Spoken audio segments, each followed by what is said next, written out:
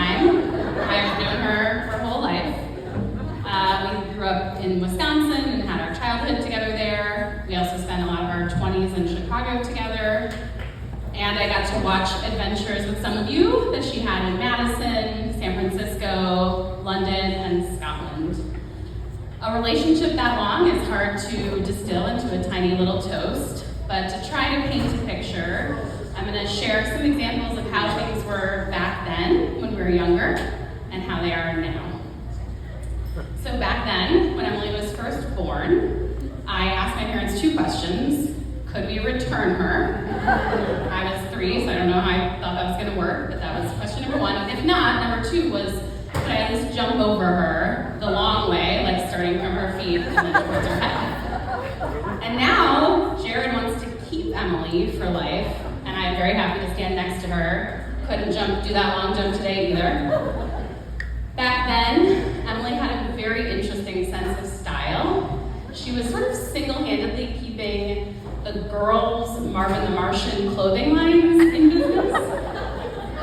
And now she's the most beautiful bride, and the style of this wedding is out of this world.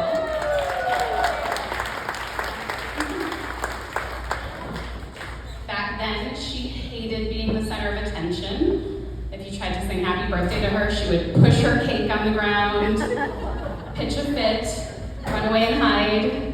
Today she's been doing pretty well as the center of attention, unless anyone saw her climbing a tree to get away from us earlier, like she also did in her birthdays past. Back then, we were roommates for a while. We had bunk beds. I had the top bunk, or she had the top bunk, I had the bottom bunk, and it was kind of like a T-shape. And if I didn't have to go to school and she did, she would jump from the top bunk into my bed and wake me, because it was not fair that I got to sleep in. And now, that kind of thing is Jared's problem.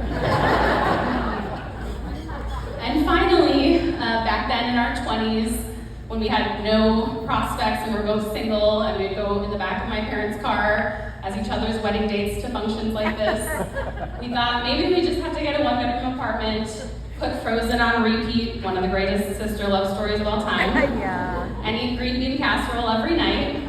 And now this is the second wedding we've had in 2 months.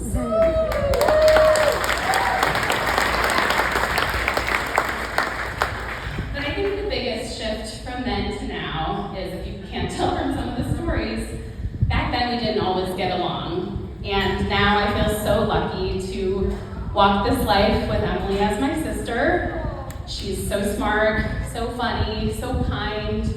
And whether, planning weddings at the same time or just hanging out, I feel like there are a few people in this world that get each other like we do.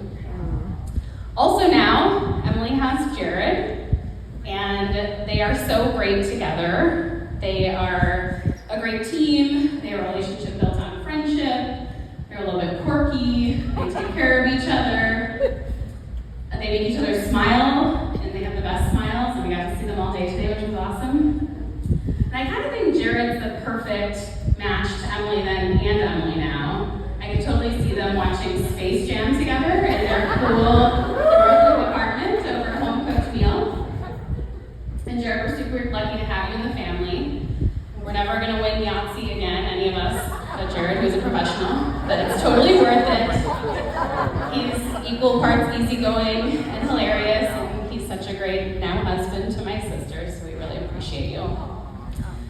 So I'm going to close with a quote. This is a quote from George Sand, a French poet who I just adored as soon as I discovered her Googling wedding toasts on the internet a week ago. Even though I've only been married for 2 months and 2 days, George Sand's words just hit right to me and seemed right for this occasion. There is only one happiness in life, to love and be loved. So let's raise a glass to Emily and Jared. I wish you both a lifetime of love and happiness. Cheers.